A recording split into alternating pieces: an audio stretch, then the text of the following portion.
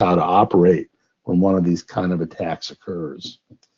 So this next one is a new, well, this slide it just wants to show that these are not large organization exclusive kinds of attacks, that organizations of virtually any size can be attacked. This is from a 2016 research paper and shows some of the smaller hospitals that were being attacked. So there is now a new kind of attack that's going on that you need to understand. This is kind of the tip of the iceberg. This is an example you can see on the right-hand side. These are all tweets that people were tweeting out, bragging that they had hacked their dentist's Wi-Fi network. These would be considered a HIPAA breach. One of the things you should understand as a CPO and be wary of is that in the latest study, about 80% of all Wi-Fi devices never have their factory security default settings changed, which means if there's malware floating out on the internet, they can identify a piece of equipment when they hit an IP address and a protocol address. Once they know the equipment that's attached to that IP address, they can check to see if the factory default security settings have been changed, and 8 out of 10 times they're going to find that it's not, and then they can be in your system. So this next breach is sort of my favorite breach for the moment. It's similar to this one. This is the law of unintended consequences. In this case, a dental office, this happened to be in Toronto, had been broken into. So they implemented a new security feature where they had internal cameras that were watching the practice. And you can see that they were, in some cases, pointed at computer screens. Well, they again hadn't changed their security factory default settings and came to find that their cameras were live streaming onto a Russian website. So part of what Chief Security Officer is going to do is make sure that when a change to the security posture of the organization occurs, that you are doing risk assessments to determine what changes and protocols need to occur so that something like this doesn't happen. So these next breaches are other things that you need to understand as a chief privacy officer. So it's what we call metajacking. Metajacking is taking over medical equipment by malware. Medical devices and are all based on specialized computers, have all the same vulnerabilities that any other kind of computer does, has all the same kinds of issues about having factory default settings changed. In this case, we're talking about an infusion system, which could have been hacked. Billy Rios, the researcher, found vulnerabilities that would allow a hacker to surreptitiously remotely change the amount of drugs administered to a patient, which means that we could have a new kind of ransomware attack or harm actually being done to patients. So medical, as I said, medical devices can be hacked.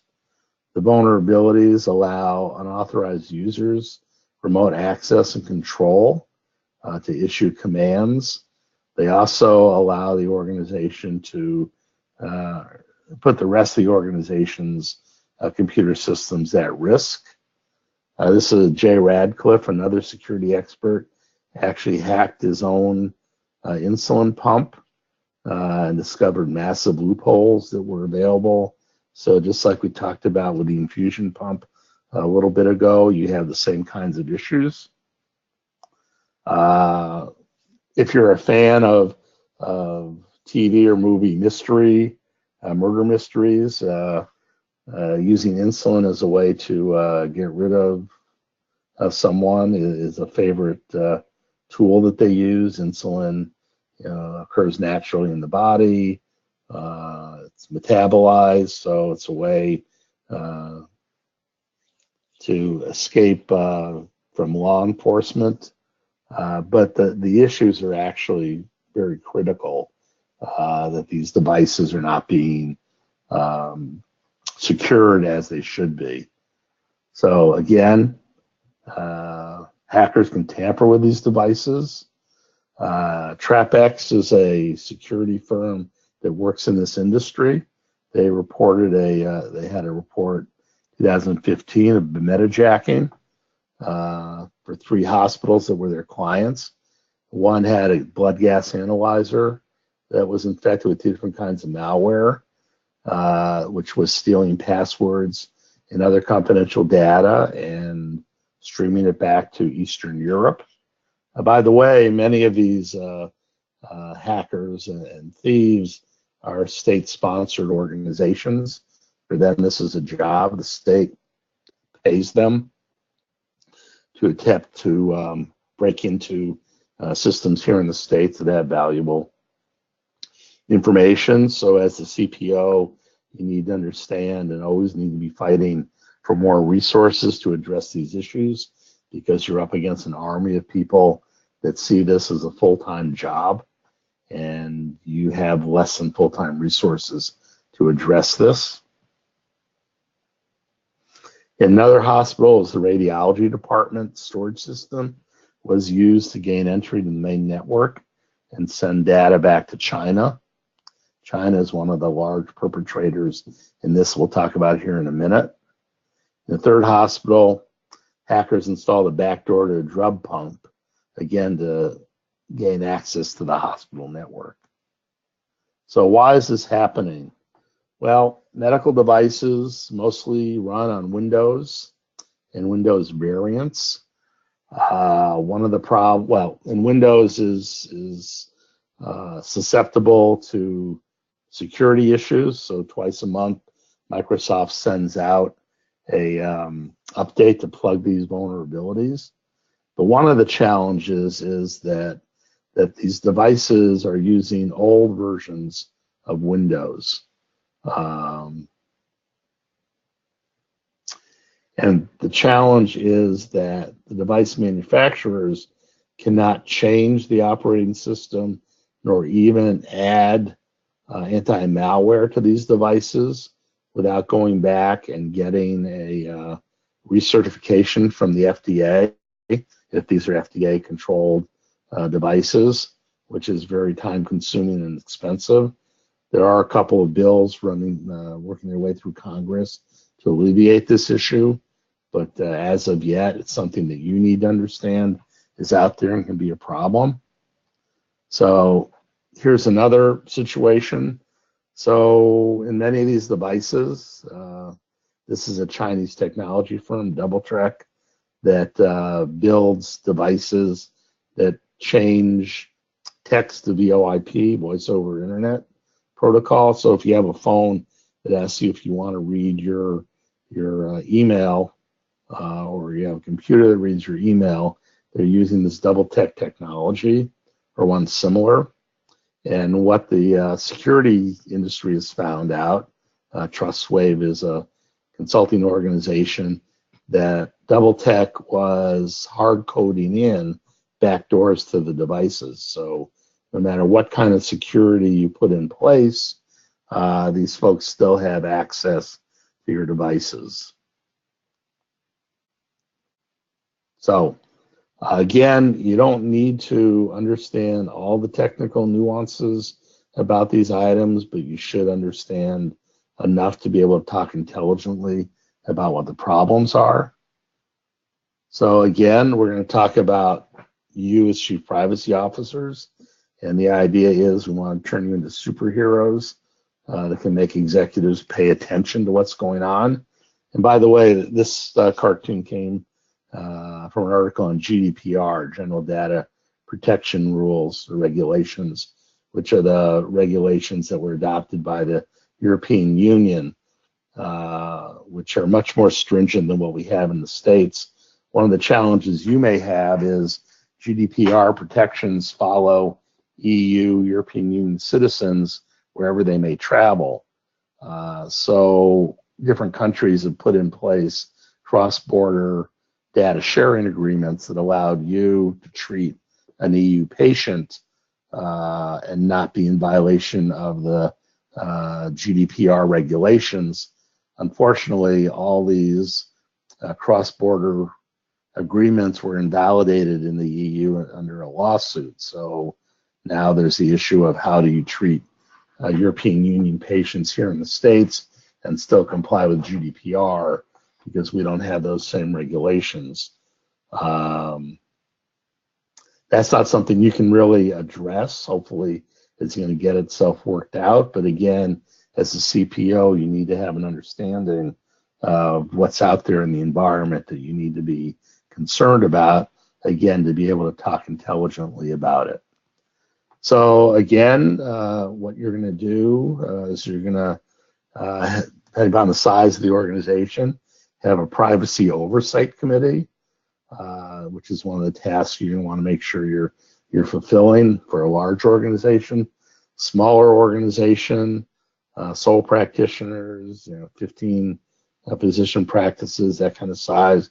You're probably not going to put a committee together, although I would recommend you attempt to. It's going to be more having the ear of management and having the authority to go along with the responsibilities you're going to have as a CPO, which we're going to talk about here in a bit, or more detail in a bit. If you're a large organization, you're going to have a steering committee.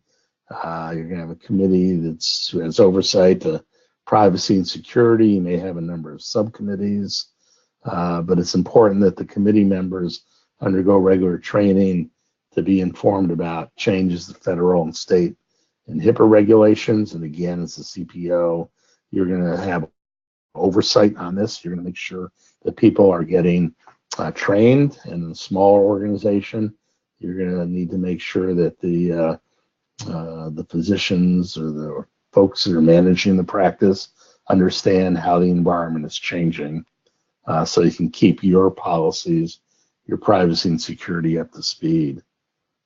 So additional responsibilities would include making sure that you're maintaining consent, authorization, information notices that reflect your policies, procedures, and regulatory requirements. Oversee and direct the privacy training. You're going to be the one that's going to manage the business associates and the business associate agreements. Establish a procedure to track PHI so that when audits occur, you're going to be able to track information from source to destruction. Implement processes for retrieving documentation. So these, again, are the kinds of things that you as a CPO are going to need to have a handle on, which gets back to the issue of having adequate training. You want to make sure that all employees are in compliance with all the privacy policies and procedures, and that you can sanction individuals in the event of a security incident or a breach. And you want to work with all the personnel to ensure full coordination and cooperation with policies around PHI and the federal HIPAA regulations, among others. Maintain a knowledge up to date on federal and state privacy laws. I will tell you that I believe that at some point here in the not too distant future, given what happened with the Facebook debacle last year, but there's a new report that was released today, bring that back around, we in the States are going to end up with something similar to a GDPR kind of regulation, a full-throated security and privacy regulation across all personal data, and that's going to impact your practices and how you manage for privacy and security. So point is, you're going to need to stay up on these kinds of things.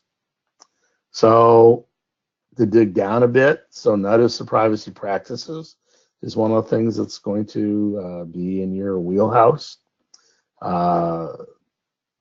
There is a model notice of privacy practices available from HHS. It's in both English and Spanish. It's actually editable, so you can go in, edit their PDF document, download it, and make it your own. They have a couple different versions. The benefit of doing that is that you know you're always up to date with the requirements of the regulations because you're getting it off HHS's website. So again, these are kinds of things that as a CPO you're going to want to know about. Business associate agreements, they also have a model BAA, business associate agreement, up on the website. But what's more important than the agreement is that you now have a regulation, a requirement to vet your business associates.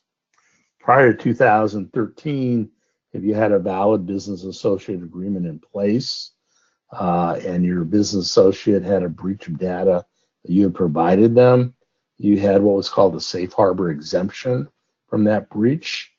In 2013, with the final omnibus rules, that went away. And now you can be held liable, just as we pointed out in that breach at the very beginning, for a breach of your business associate causes. And actually, in the event that you discover a pattern of noncompliance with the HIPAA requirements, and that pattern is not rectified, you're actually required to terminate your agreement with the business associate, which means that's one of the reasons that we need to be vetting or investigating the business associates we work with to make sure that they, in fact, are complying with the regulations. Otherwise, when you have a breach, you're going to be guaranteed to be levied with a fine or penalty. So your affirmative defense is to have good documentation that you have, in fact, vetted your business associates. You need to, under the regulations, perform a privacy and security risk assessment. That risk assessment needs to be conducted according to NIST 800-30. That's National Institute of Standard Technology, Special Paper 800-30. If you ever can't sleep at night, go ahead and Google that, and I'll guarantee it'll put you to sleep in about 5 minutes. So I'm going to give you 30 seconds of what it really means. So if you read that document, at the end of it, what you're going to find is that for every threat, and all the threats are outlined in the regulations under HIPAA, there's 133 of them, 80 on security side and the rest on the privacy side. So every threat, you need to identify the likelihood or probability that that threat will come to pass. And then you need to assess the level of impact that threat coming to pass will have on you as an organization and the individual whose information has been inappropriately accessed, and those get rolled up into a risk score. So the idea behind the NIST 800-30 is that you have a multivariable algorithm that's probability based to determine the level of risk you're carrying for each one of the threats that are outlined in the regulations and some others that you need to be concerned about given the current cybersecurity posture or environment that we operate in. So the reason I go into this detail is that if someone gives you a checklist and says, check this off, this is your security and privacy risk assessment, you want to make sure that, in fact, you're doing something similar to this multivariable probability-based assessment, that it's not just a checklist that you're looking at. So once you've done the risk assessment, you need to create a remediation plan. And I'll show you a sample of that in a moment, but it's going to include the risk score from the risk assessment, an action plan, expected completion date, and responsibilities. And once you're done with that remediation, you're going to need to put in place an audit and management plan. This is something that's in the HIPAA regulations that most people don't even know exist, and rarely do they do the audit until one of the regulatory agencies comes knocking and they find that they haven't done it. So again, the idea here is to give you an idea of the kinds of things you need to understand in your training to be a chief privacy officer. So this is a sample of a remediation plan. This actually comes from a piece of software we developed called HIPAA Suite that we use to help organizations manage their their HIPAA compliance, and it's actually being modified right now to handle things like high trust and SOC 2 and some other privacy security protocols. But anyway, so what it does is it creates a risk score. So you're getting high, medium, and low risks that are percolated out of your risk assessment for each threat. You have an action plan item, depending upon whether this item is required or addressable, determines what kind of flexibility you have with the action plan. It has the approvers that you need to have on it. So you have authority and responsibilities that are assigned, and then the time you expect to finish it. The regulatory agencies, if they come to investigate you, are going to want to see what they call meaningful progress through your remediation. And so they want to see for these high risk items, when did you expect to have them done? Medium risk and low risk will be on different dates. Doesn't mean that you need to hit them spot on, but you want to be able to defend that you are making what they call meaningful progress through the plan. If you notice under the threat, we include the regulation number, and that's because if you get investigated by a regulatory agency, they're not going to just have you send them your policy and procedure manual. They're going to ask for specific items around specific regulatory items, so by code. So you want to make sure that whatever you do, you store all your information indexed by regulation number so that you can quickly fulfill a document request. If you can do that and you have everything in place, as I said earlier, you have a good chance of getting off from a breach without any fines or penalties. We've had, I don't know, maybe 3 dozen breaches that we had to report over the last couple of years, and we have yet to have a client who had a fine or penalty assessed against them. So it's important that you do that. And by the way, all this information, the regulatory agencies can ask for 6 years worth of information. So the next item is the audit and monitoring. This is kind of a model that we put up. So what we're doing is we're looking at what are we auditing, how are we auditing, and when are we auditing. So a couple of examples. If we want to audit the policies and procedures, the what is, are we complying with the policies and procedures? The how is, we do chart audits, observations, surveys, depending upon, again, the size of the organization. And the when is variable. We put our clients on an annual cycle so that, you're sensitive to your time. We understand that most likely you're not just doing HIPAA, that you have other tasks that you need to be accomplishing. So you want to do this as efficiently as possible. So that's how we work with our clients. Training, what we're going to do is make sure all workforce members are trained. How do we do that? We reconcile training reports against lists of workforce members. And when do we do it? This says monthly. I put this together for a large hospital group. That would be overkill for most organizations. Annually, semi-annually is probably a good number there. But as a CPO, those are the kinds of things you're going to need to decide on. And then the last one would be safeguards. So technical safeguards, what do we do? So the what is, have we implemented the safeguards? The how is we do a walkthrough. And when do we do that? Again, quarterly and annually. So here's an actual example of what an audit looks like. So again, you can see on the left-hand side, we have the regulation on there. We have the key activity. The performance criteria comes out of the regulations. Then we have the specific audit inquiries, what we're going to look at. Who was the auditor? When did they do the audit? Was the audit passed? In this case, it wasn't. It's incomplete because we need to revise the system, given that there is a new business associate that's being worked with. So here's a sample of a couple others. In this case, we did pass the audit, and we reference them back to the policy and procedure manual for these items. So again, you want to make sure you have the section, the key activities, the performance criteria. This one is actually was for guidance. We took the audit protocol that OCR, Office for Civil Rights, published for their random audit program, which, by the way, is going to start up again after the first of the year.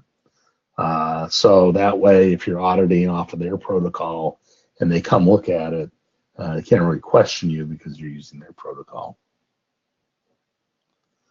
Okay, so you also need to be able, as a CPO, to assess incidents and determine whether they're breaches or not. So here's the things that you're going to be looking at.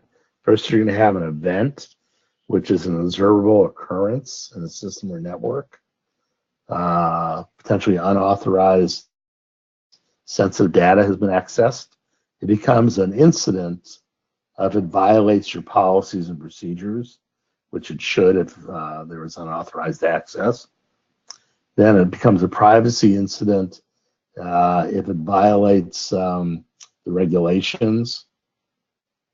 And then ultimately, if data was actually involved, that incident becomes a breach. So this is, again, a sample of what you're going to look like if you're doing an incident evaluation. So you collect some initial information on the name, who did the investigation, when did it occur, when do you start the investigation, when was it complete, the size of the incident. So you should know that anything under 500 records, you have to report to the regulatory agencies within 60 days after the end of the year. Anything 500 records or more, you need to report within 30 days. Then you have a description of the breach. You have, again, as I said, the policy, procedure, and regulation number. You want to index everything by that. Then you actually go through the process. This comes right out of the regulations as to whether the incident was a breach. And once you've conducted that, then when you have to report it, you have to have someone approve that this was actually evaluated. Typically, what we do is we create a report before we fill this out or finish filling it out. So we do an investigation, and then we go ahead and attach that to this incident reporting form so that we always have a good archived copy. So if you do have a breach, here's a sample remediation plan. This is the one that we use, so you're going to need to understand how to work through this. So you determine if a breach had occurred, file a police report if necessary, notify the people in charge, analyze the risk to determine if anybody besides, well, which regulatory agencies need to be contacted, potentially contact your corporate attorney, let them know what's happening. You need to prepare a list of individuals who have to be sent notices that a breach had occurred. Then you actually prepare the notice. If you're a large organization, you should be expecting a fair number of inbound phone calls asking what's going on. If you're a small organization, you can probably handle it without setting up a phone line or having a service provider provide that service for you. Then when you're ready, within the time period required, you're going to report to HHS, Human Health Services. It's all done via a web portal now, so you're going to need to understand how to fill that in and then wait for HHS to communicate. They're probably going to do 1 or 2 rounds of document requests, and if you pass that, they'll typically close the file and go away. So to get all those things done, you need to understand the kinds of things that you need to learn. So I pulled the body of knowledge from one of the IAPP certifications. This is their foundational stuff. So you're going to have a high level understanding of all these topics. You're not going to have a deep level because, again, you're not, unless you're looking to be a full-time privacy security professional, you need to have enough information to be that communicator, not need to be able to address everything at a deep level. So you have the privacy program governance, and there's the organizational level topics. Create the vision, establish the program, establish the team. Then you want to develop the framework, which this shows you different parts of the framework you're going to have to look with. This is all in the handout that you received, so I'm not going to go through it all step by step. Then you're going to implement the privacy framework. Much of that is communicating. The projects like these are successful or not based upon the level of communication that you have with folks. All the stakeholders need to understand what's going on so you can get the resources you need to do the job you want to do to make sure that your practice is kept safe and secure and doesn't have fines and penalties levied against them. So you're going to create some metrics to define and what success is for the program. It could be number of trainings you do, number of awareness trainings you do, number of security incidents. You need to put some thought into what you want to manage, what you want to track. You want it to be enough to give you a sense of how well the program is going, but not too much that it takes all your time managing these things. Then the privacy operational life cycle. You need to assess the organization. You want to have a baseline for education, policy compliance, the risk assessments, data systems, incident response. These are all the different things you're going to need to be thinking about and putting in place. Then you want to protect the organization, and that talks about the data life cycle, what happens to the data from creation to destruction. Privacy by design means that you don't want to be layering privacy on top of protocols that are already in place. What you prefer to do is design those protocols with privacy in mind. And then the sustain is you want to measure what are the costs of the controls, how do you manage the data retention, define how you're going to do data destruction, define roles and responsibilities, and then there's the align portion, which is to integrate requirements into functional areas across the organization. And you have the audit, the communicate, the monitor, respond. So you're going to respond to internal stakeholders and external stakeholders. So you need to plan through, what that's going to be. So you need to have some understanding of what's required. So how do you find the best chief privacy officer? So what kind of talents you're looking for?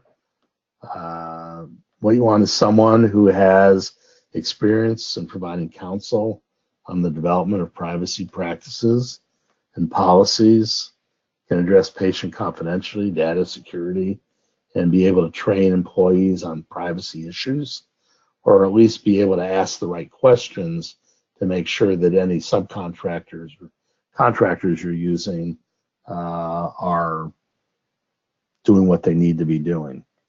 You want to have a breadth of knowledge, general, on regulation, privacy, human resources, and technology. You like to have someone who has a privacy specialization, which means you really want to have some kind of training in the process.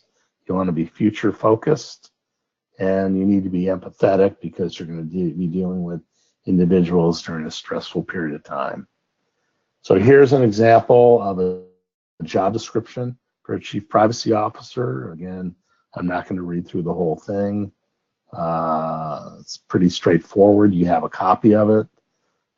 Here are the responsibilities that are based on that body of knowledge that we went over.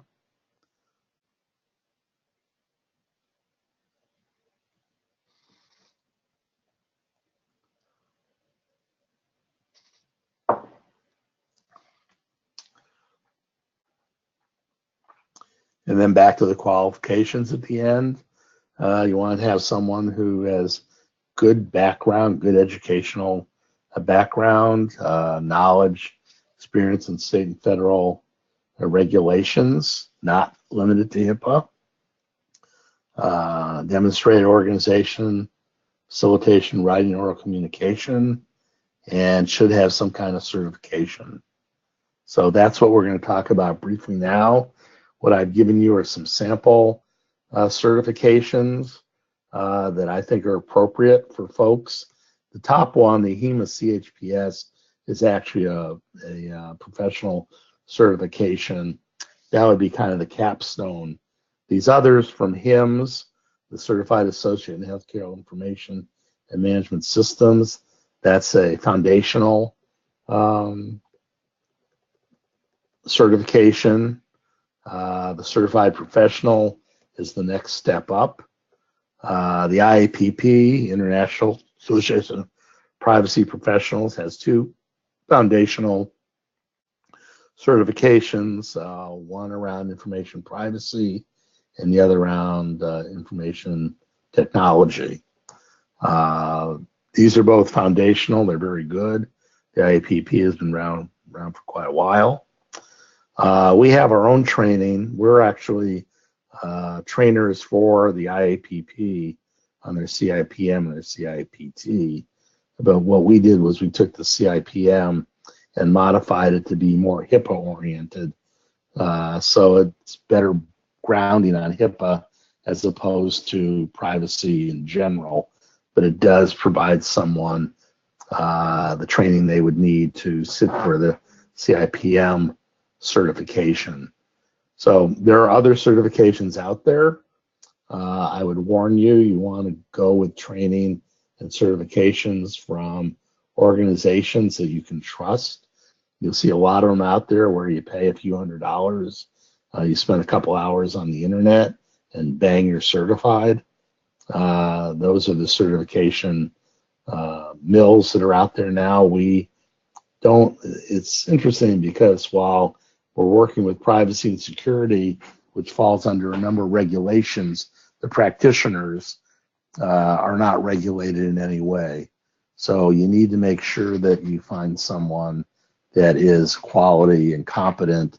We believe that these three are the gold standards. There are others, but most of the others are more for professional practitioners that are going to make privacy and security their professional skill set, as opposed to someone who needs to know enough to be able to manage a program inside of their organization, particularly as you get to the lower end, smaller organizations. That's what you're going to be looking for. So, as I say, buyer beware, because there's a lot of junk out there. Okay, I want to thank you for your time. That's my presentation.